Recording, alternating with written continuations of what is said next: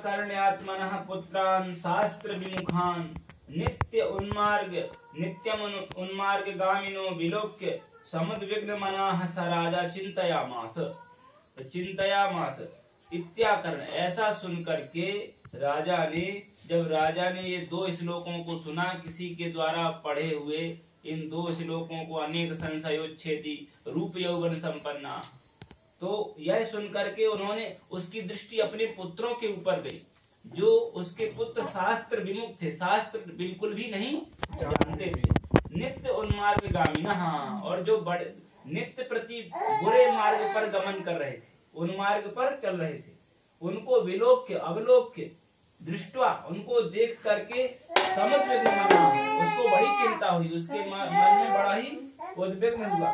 स राजा चिंतयामास, और उस राजा ने, है ना, चिंता की, उसने सोचा विचार किया।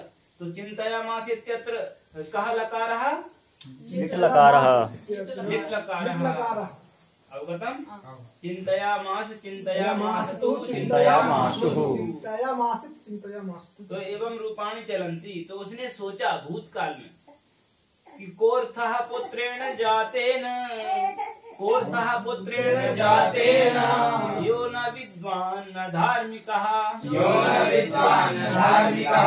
कथंचित् सोदरभराः किन्न सूकर शावकाः कोर्थः पुत्रेण जातेन तो जातेन पुत्रेण को अर्थः, कः अर्थः, किम प्रयोजनम, ऐसे उत्पन्न हुए पुत्रों से क्या प्रयोजन है, जो नित्य उन्मार्ग पर चल रहे हैं, जो शास्त्र को बिल्कुल भी नहीं जानते, शास्त्र से विमुख हैं। तो यो न विद्वान न धार्मिक, न जो विद्वान है और न ही धार्मिक है। कथंचित् सोदरभराः किन्न सूकर शावकाः, तो सूकर शावकाः कथंचित् सोदरभराः, है ना, जो सूकर शावक होते हैं वो किसी तरह के अपना पेट नहीं भरते।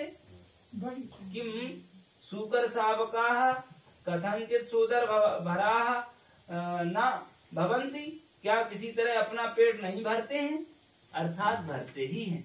सुअर के बच्चे भी अपना पेट किसी न किसी तरह भर ही लेते हैं। इसी तरह शास्त्र विमुख, है ना, जो धार्मिक नहीं है और विद्वान नहीं, ऐसे पुत्रों से क्या मतलब।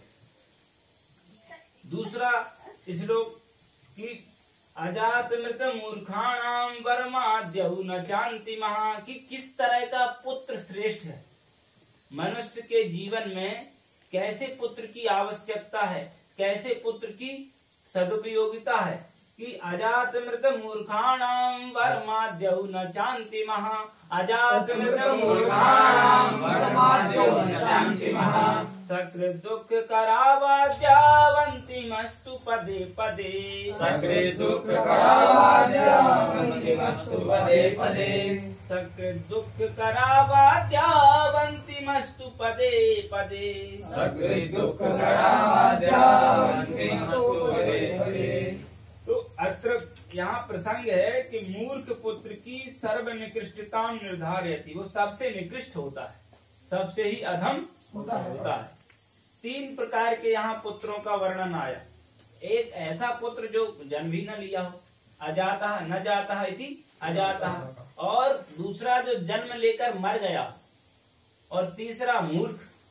इन तीन प्रकार के पुत्रों में वरम आद्यौ, जो पहले दो हैं, जन्म ही न लिया हो या जन्म लेकर मर गया हो, न चांति महा, वो दोनों श्रेष्ठ हैं, लेकिन अंतिम श्रेष्ठ नहीं है। तीन प्रकार के पुत्रों में जन्म ही न लिया हो, जन्म लेकर मर गया हो, ये दोनों पुत्र अच्छे हैं मूर्ख की अपेक्षा, मूर्ख की तुलना में।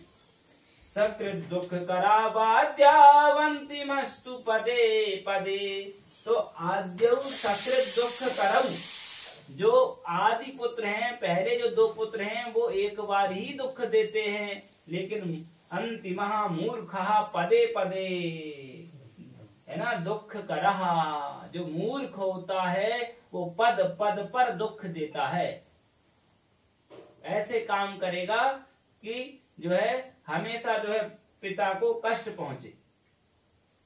इसलिए मूर्ख पुत्र जो है अच्छा नहीं होता। और देश वंश जनैकोऽपि काय वाक् चेतसां च यैः येन नोपकृतः पुंसा तस्य जन्म निरर्थकम्। देश वंश जनैकोऽपि काय वाक् चेतसां च यैः येन नोपकृतः पुंसा तस्य जन्म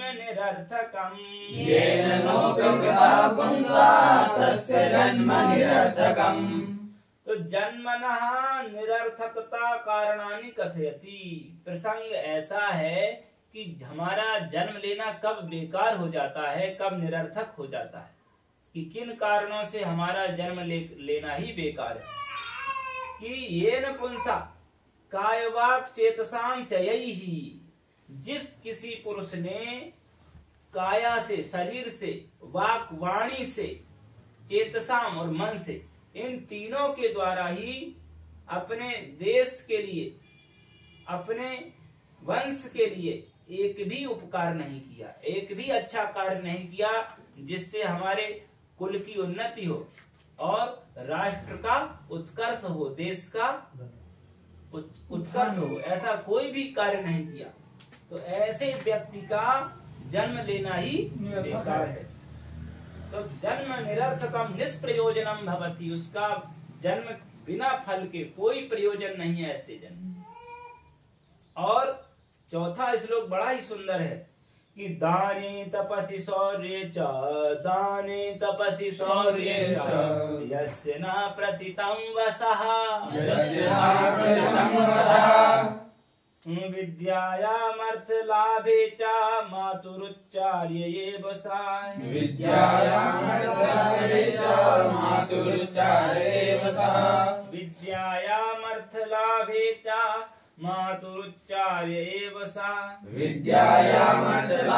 च मातुरुच्चार्य एव सा।